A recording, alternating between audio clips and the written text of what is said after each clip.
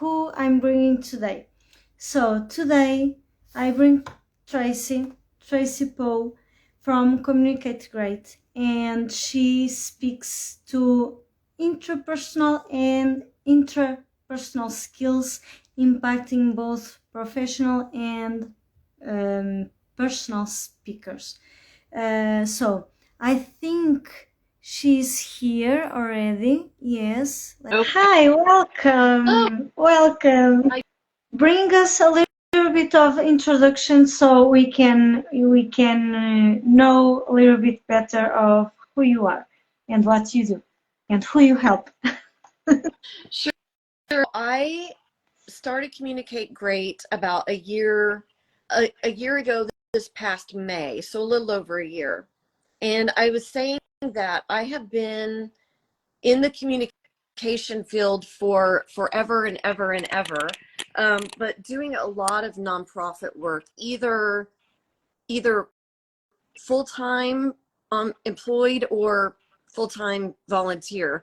Either way, you know, doing a lot of nonprofit work. And my last nonprofit job was I was director of advancement for a private school.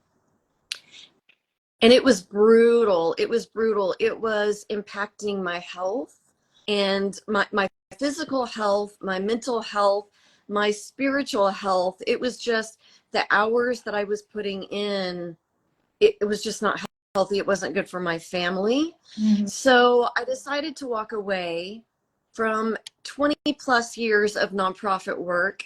And I thought in the moment, you know, I'm so used to asking for money for the nonprofits, you know, sticking my hand out, money please, money please.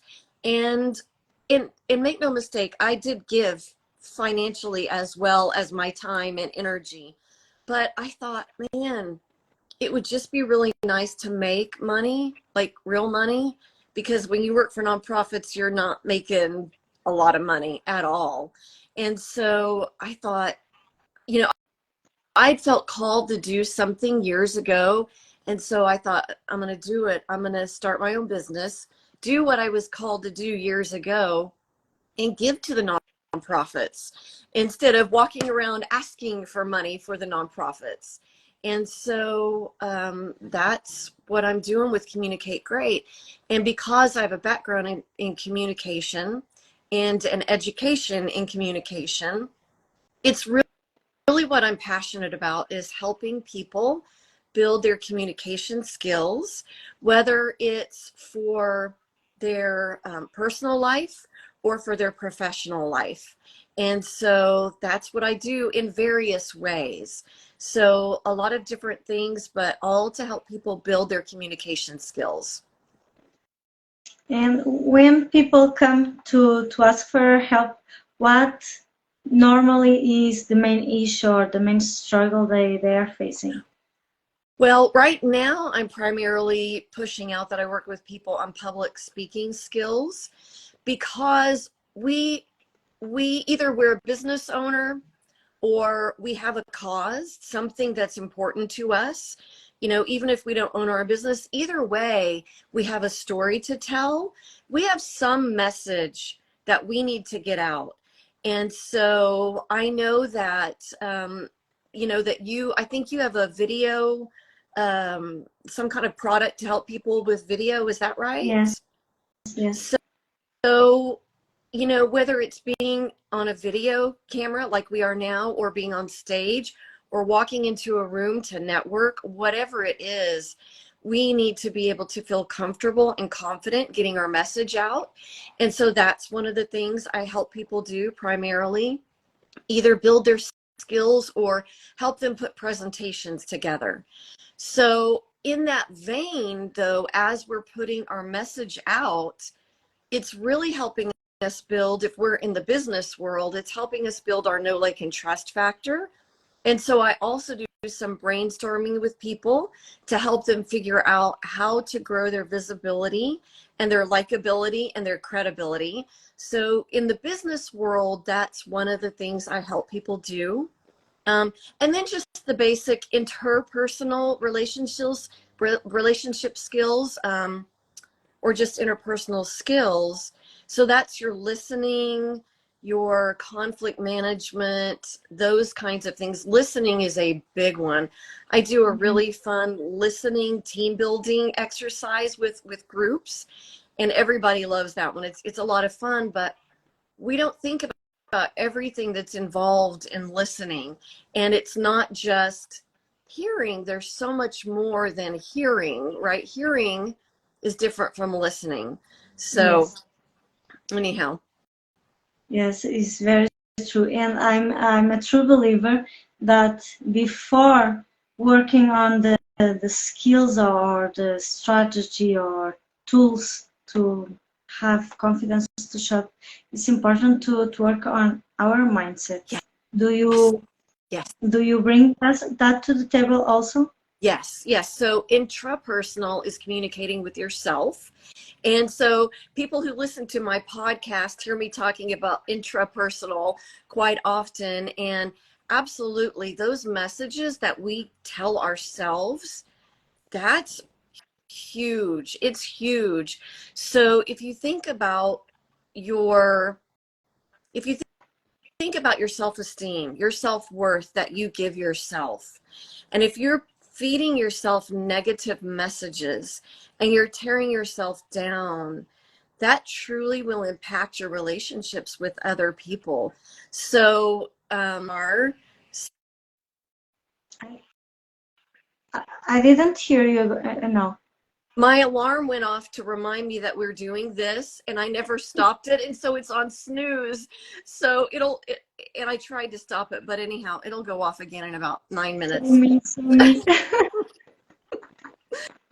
I was rushing around trying to get some things done before we jumped on, and so I jumped on in kind of a hot mess phase. But anyhow, so yes, the messages that we give ourselves, negative or positive, really impact how we communicate with other people.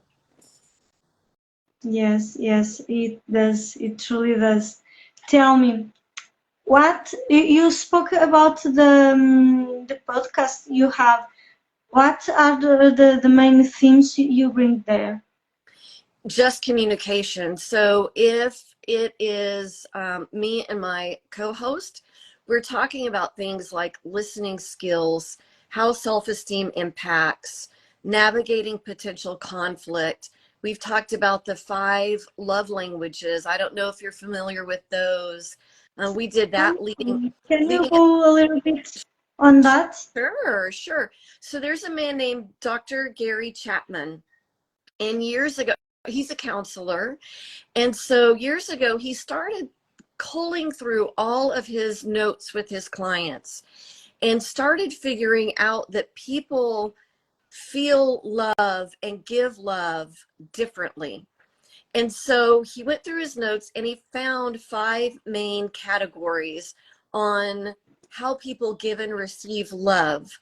And so there, if you go to my website, I have on my store page, I have a bookshelf that I'm starting to put books that I recommend onto it. And so it should be on there. And so you should be able to go look at it and click, and it will take you to that book so you can check it out. But so leading up to Valentine's Day, and I don't know if everybody around the world has Valentine's Day in February, but we have it here in the US in February. And so the 5 weeks leading up to that, we covered 1 love language a week. And so 1 love language is physical touch. 1 is, let me see if I can remember them all, words of affirmation. 1 is quality time. 1 is acts of service. Let's see, what is it? Acts of service, quality time, gifts. Did I say gifts? Giving and receiving gifts? No. Okay, so I think those are the 5. So we basically talked about on the podcast the good things and what you have to watch out for if that is your love language, or your partner's love language, or your child's love language, or your family, or your friend. It's not just who's your partner. It's anybody in your life, even your coworkers, once you know about the 5 love languages, you can start to pick up what the other person's love language is, their top one. And so sometimes we have one top one. Sometimes we have 2 top ones, maybe 3, but usually you have 1 or 2 strong ones, and then the rest aren't as strong. And so with Gary Chapman's book, you can take just an assessment. It's a free quiz, and then you answer the questions, and then they will tell you what your strongest love language is and kind of break them down percentage-wise, what they each are. And so this is important because, I'm sorry, I'm bouncing this around, I'm holding it. So this is important because I will give you a personal example. My husband's love language is acts of service. Mine is words of affirmation. And so because they are not the same, we can get really off. So he will go fill up my car with gas. That's his bigger one that he does for me. Or doing things around the house. So for him, those are his way of saying, I love you, I see you, I appreciate you, right? But for me, that can be easily missed because that's not my primary love language. I want him to tell me, hey, Tracy, you are amazing. Hey, you are beautiful. Hey, thank you for this or that, or you're really good at this or that. But because that's not his primary love language, he does not. And so it's a struggle in our marriage to really feel seen and appreciated because we're speaking 2 different languages. So now one thing that we do have, one of our stronger ones for both of us is physical touch. So we will hug, and that will speak to both of us, those hugs. And so that is a good thing. But if you are with people who you have those similar love languages, that's good. But if you don't, you have to be aware. You have to understand the other person. So for him, he drinks sweet tea. And so I don't drink sweet tea. I drink herbal tea. But making sweet tea for him is a big deal because that is an act of service for him. And so when he comes home and there's sweet tea made, he feels loved because I've made him sweet tea. Now, I don't care about sweet tea. It's not convenient for me to stop in my day and make him sweet tea, but I do it because I know that I'm serving him, and that will tell him that I appreciate him and I love him. So even if their primary love language is not ours, we have to go out of our way to speak it for them.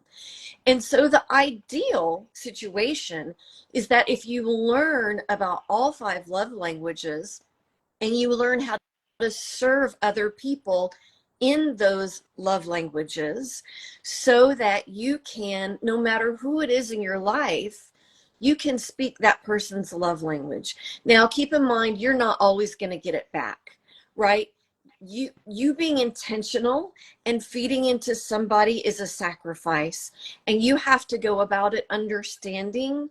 They may never understand what you're doing, but you're speaking to them, you're feeding into them. And so you have to have the mindset of, I'm going to do this sacrificially. And if they start to understand, if they want to learn, and then I can talk to them about the 5 love languages and what mine is. So, Rob is aware that mine is words of affirmation. And after all these years of marriage, he's finally starting to compliment me. And so it's funny because one day I posted on Facebook, I woke up one morning, he was getting ready for work, and I said, it would be really nice for you to compliment me, right? So instead of me pouting that he's not complimenting me, I just said, said, it would be really nice. Now, he understands it's my primary love language. And I know a lot of times if people feel, they call it fishing. That's one of the terms I've heard. Oh, she's fishing for a compliment. And so a lot of times if people want a compliment, the other person will not, because you're begging for that compliment. So I just pretty much said, you know, I'd really love a compliment today. I woke up in a not a good place emotionally, and I just needed a kind word.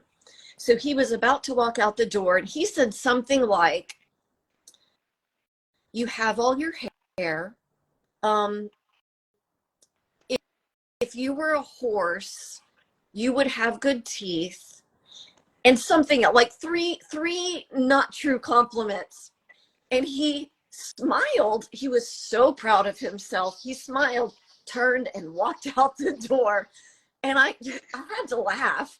I just had to laugh, because it was just like boom, boom, boom.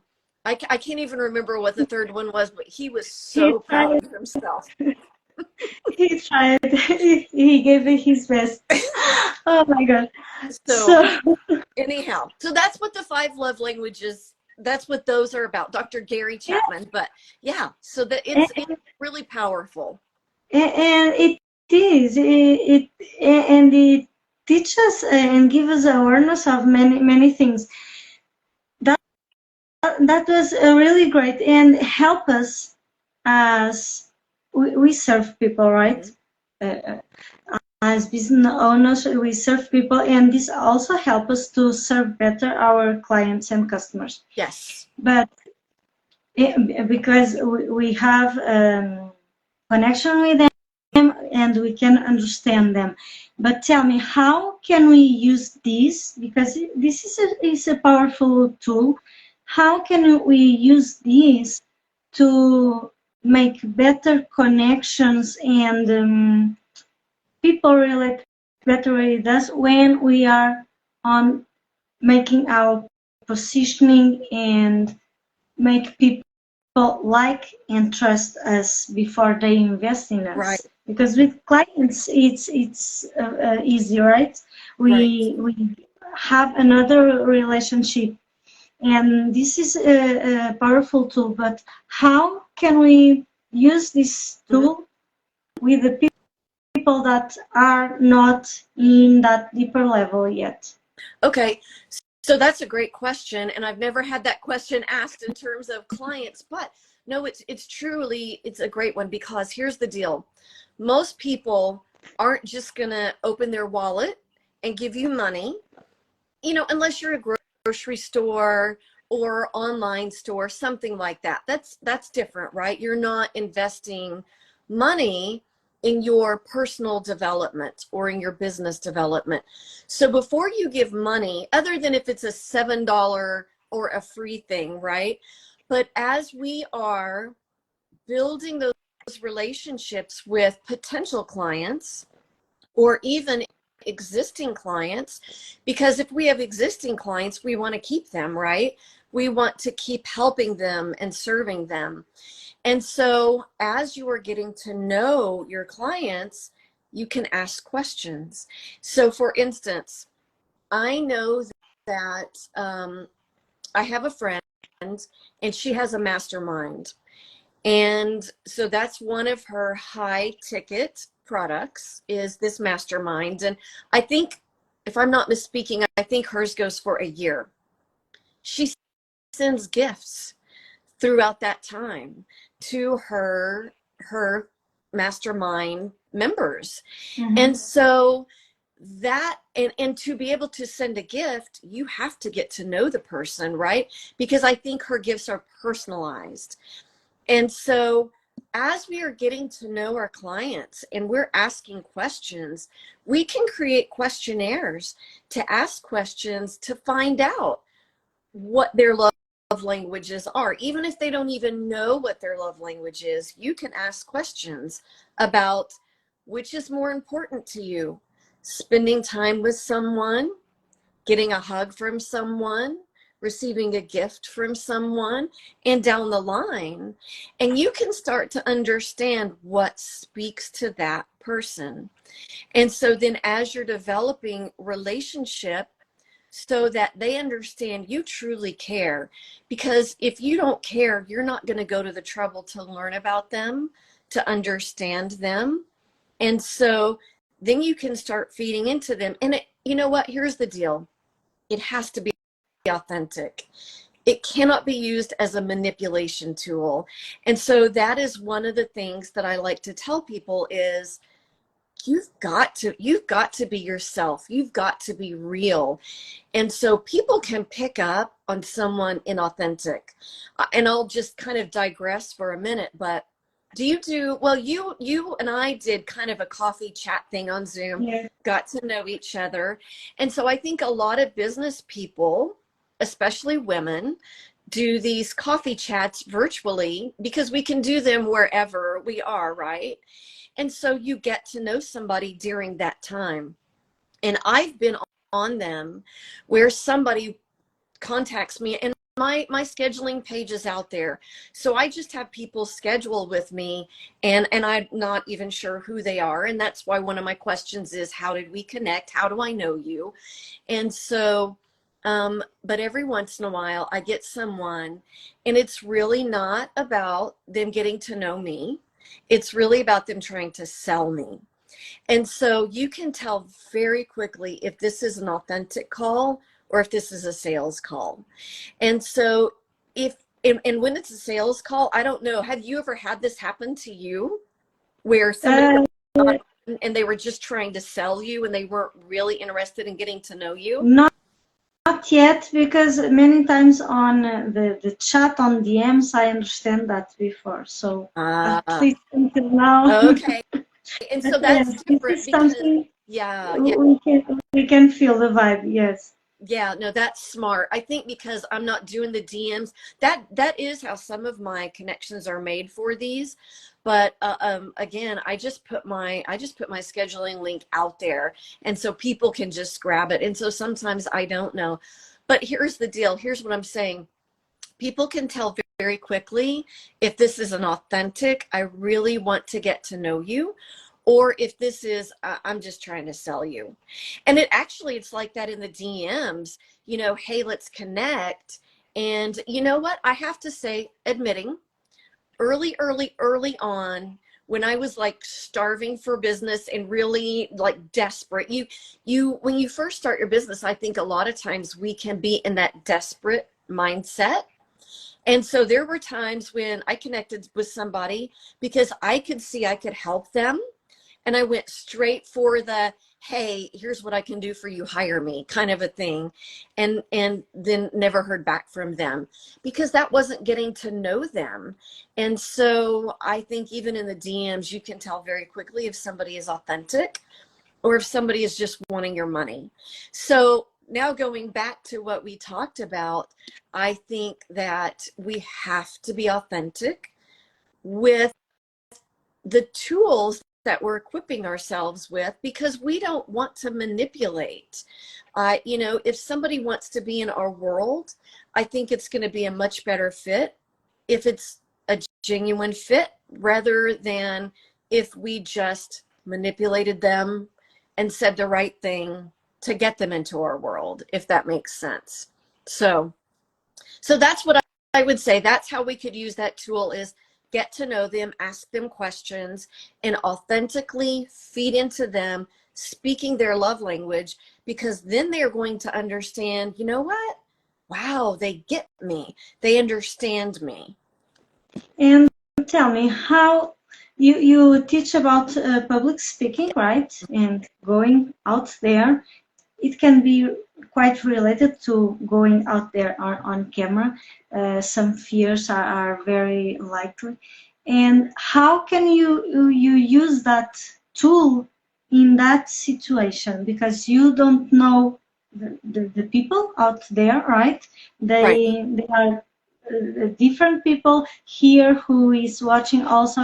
It will be different people, different personalities, different love languages. Yes. So how can this tool be used for that purpose?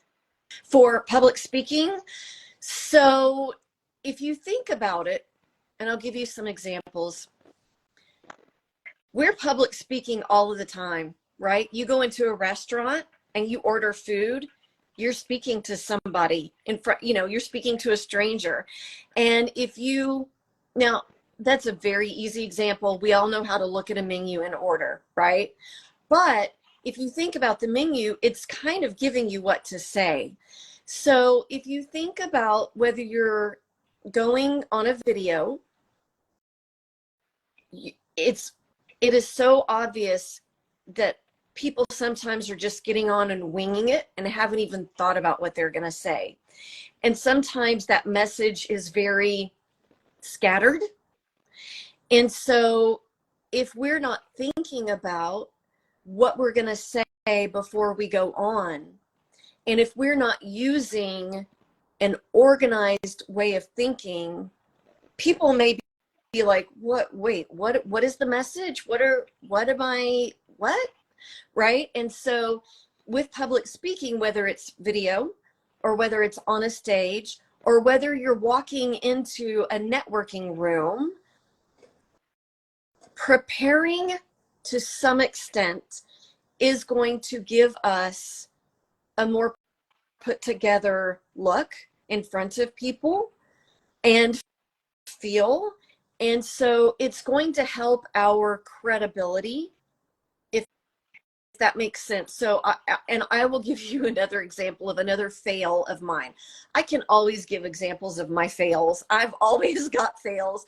But I was going to a networking group, and I was invited there by a member because I had a local one-day women in business conference back in June. And so I was speaking with a woman about the conference, inviting her to it. And so she said, oh, you really need to go to this networking group. It's all women, and you need to let them know about your conference. So I went and I had my spiel ready for the conference, right? So I get there and never been there before, and they all go around the room and give their 30-second pitch. Now in my head, I am ready to give my conference pitch, but she says, the woman leading it, this is not the time to talk about events. We'll talk about events later. And so I was totally unprepared. And so they got to me and I'm sputtering all over myself as the communication expert. And so I stand up and I just kind of stumble through this 30-second thing because I was not prepared for this. There was a formula, do this, do this, do this. And so I just threw out all of the stuff they asked for, but it was not coherent. It was not smooth. And so that's an example of preparing ahead of time is always a good thing. Now, I didn't know that that was going to be their formula, but you know what? I should have been more, I am the communication person. I should have been more prepared. But there are times when we are not prepared. And but it's always good when you understand the basics of public speaking skills and you can throw something together in your head pretty quickly. So sometimes we are thrown, you know, out there just at the last second. You know, if you're, let's say you're in a business meeting, a department meeting, and your boss walks in and says, oh, hey, I want you to speak on blah, blah, blah in a few minutes. Grab your notepad and you can sit and jot down your formula, and then that way you're at least a little more prepared. So those are the kinds of things that it's super important for us to be well versed in public speaking skills to help us, because we then look like a more credible person. So, and it helps with our authenticity too, because you're just being you, and so you're establishing your credibility, you're establishing your likability when you let your true personality shine through. So a lot of times people will say start with a joke, but not everybody is comfortable starting with a joke. And so if you're starting with a joke because somebody says start with a joke, that's going to come across as not being you. So we have to be ourselves. And you know what? Let me just talk about bad public speaking advice. So there is some, and that's one of the things that I talk about is bad public speaking Yes, advice. bring it. So one of the things I've heard, and it just, one of the things that people say, and I saw this, somebody put this out like a month ago, and I thought, people are still saying this. One of the things is don't look at people in the eyes, look over their heads, pick points in the room and look at the points in the room, and people will think you're looking into their eyes. No, no. So if you are not making eye contact with your audience, you're not connecting as well with them. Now, if you're, in a room of thousands of people, that's a little different, but you can make eye contact with the, the front, however many spaces. And so I would say, make eye contact. I keep doing my hand. I use my hands a lot to talk. Make eye contact with the people that are, within eye shot. And then you can look at different points around the room, but don't look over their heads because it's supposed to help you with your nerves. No. Another one that, and I used to teach public speaking. I taught public speaking for 10 years at college. And so we would always talk about what bad public speaking advice have you gotten? And, I kind of heard about imagine your audience in your underwear, or imagine your audience naked. No, don't do that one either. Awkward. That one either. And so anyhow, there's just a lot of bad advice for public speaking. And so if anything, just learn what to not do, right? Learn to don't take that bad public speaking advice. So yeah, don't do that. Don't do those things plus more. So I like that, but I'm on a journey to focus on the positive things, because when we think what we don't want, we attract that. Right. Because we think about that. So give me three positive or good advice. Yeah. Now my English. Okay. So let's just take kind of what I talked about and flip some of it. So when I say don't listen to bad advice, right? Look people in the eyes, make eye contact with your audience, linger for a second, right? Linger at a comfortable time. So look at them for a few seconds, look at the next person for a few seconds, look back at the next person for a few seconds. Now, what you're going to find as you're doing that, you're going to find the people who are truly engaged. And so as you are speaking, right, if it's more than a few minutes, this is where it comes into play. The first few minutes, you're looking around the room and you're making eye contact, and you're learning by watching their facial expressions if they are really getting and engaged. So you want to look at more than just those few people. You want to keep looking around, but if you are feeling nervous, you can go back to those people that are really engaged with you and touch base with them. It's like a toddler on a playground, right? They have to come hug mama's leg, daddy's leg, whoever, and then they run off and play. And then in a few minutes, they run back and they get a hug. And then they run, you know what I mean? They come back, they touch base, because they need that stability. They need that reassurance. And so it's that same concept.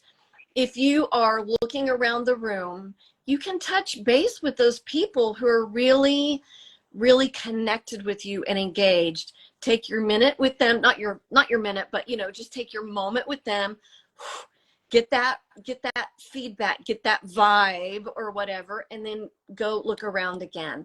And so that's another one. Find those people that are really engaged and just touch base with them, eye contact, periodically.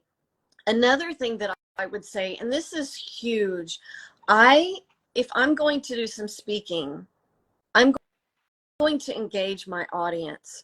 every time, because I find that when we engage our audience, they're going to really pay more attention. And so if it's lecture style and you're just talking and talking and talking and talking, but you're never engaging, it's going to be easier for your audience to lose track or to check out. And so I would say another big one is engage your audience by asking questions, asking them to do something. So those are two easy ones to do is, hey, who has, so I'll give you an example here. One of the things I talk about is running your race looking forward. And so often I will start with who has been a runner or who is a runner here. And then people will raise their hands. And then I will start asking some questions. And so that is an example of how I'm engaging my audience. Because even if you're not a runner, you want to know where I'm going with this. And so you're listening. So that is a great example of asking questions and engaging your audience. So those are my things. I would say make eye contact, find those people who are really engaged and just go check in with them with your eye contact periodically. And that helps you feel connected and grounded, and then engage your audience. So those are 3 tips that I think are really important. Love that, love that. And this can be in a way we can bring that to video also, yeah. Right? Eye contact is so important, and even on pictures, I also help my clients with going on pictures and feel comfortable with it. And eye contact is so very important also, depending on where you want to use the picture, but that's very, very important. And the engagement also on video, we can also do that. Mostly if it's a longer video, we can make some questions for people to respond along the way and keep the interest in. And yes, I love that. I love that. So tell me your podcast. Yes. Where can we find you? What's your podcast? What's your you talking also about your website? Yes. Yes. Where can we find you along to with the Instagram that you are using? Yes. So the podcast is called the Communicate Great Show, or podcast, the Communicate Great Podcast. And so we're on Spotify. We're on, I think Anchor is no longer Anchor. I think they renamed it, but we're on Apple as well. And Spotify is the main one. I really can't remember everywhere. iHeart, I think we're on iHeart as well. So there are several, but Spotify is just the main one that I give people. But it's the Communicate Great podcast, and it will say with Emma Roy and Traci Poe. Emma is my daughter, and she's the co-host, and so she's on most of them with me. She's a realtor, and so lately her business is picking up, and I've been doing some without her, which is very lonely. But anyhow, so that the logo is going to say that, so you know you're in the right place. And so my website is communicategreat.online. So just www.communicategreat.online. And so that is my website. And I think the links are on my Instagram bio. Okay. That's great. Yeah. So thank you. Do you want to add anything else? I don't know. No, I appreciate this, you having me on. I love connecting with you, and I know that we both talk about you talk about being introverted, and I am an introvert. And so just in terms of being an introvert, one of the things I want to say is You know what? It is hard as an introvert to be a business owner, to put yourself out there. And so I know that you help introverts. And one of the main things I want to say is that, an introvert and timid and shy are kind of a little different. And so I am introverted, but I'm also timid and shy at times. And I used to see it as something's wrong with me. Why am I not like other people? Why, they can just go, be free and just talk to whoever in a room full, and I'm like pressed against the wall, not wanting anybody to see me, right? I want to blend into the wall. But what I've grown to learn is, you know what, us introverts, we have strength.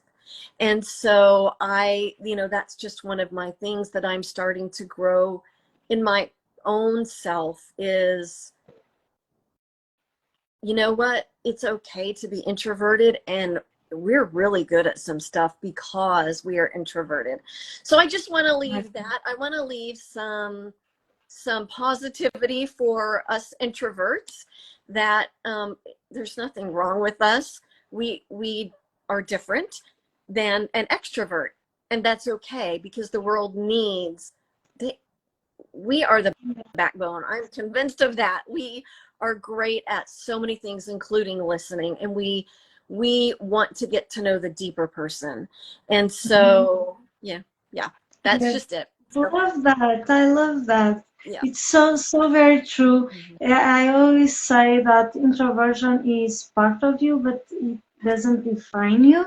Yes. So yes. So use this also as a tool to boost your visibility, your business, all those things.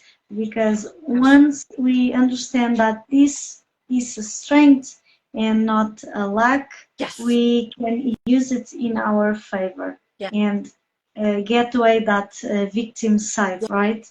We tend to into that, to there. Oh, because I'm like that, I cannot do this.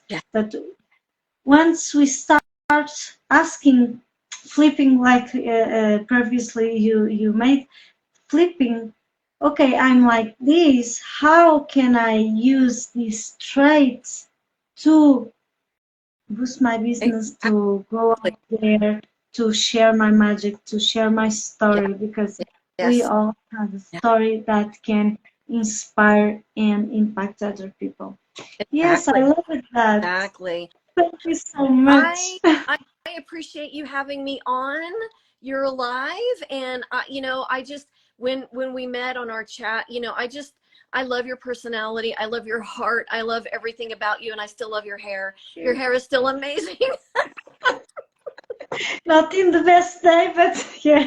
Oh, it's just so beautiful. It's just so beautiful. So anyhow, I truly, truly, truly appreciate you having me on. I really do. Thank you. Thank you. Thank you. See you. Bye-bye. Bye. See you. So if you like it to connect here with Traci, give her a follow. She's linked in this live. So see you next time. Bye-bye. Thank you again, Traci. Thank you. Bye.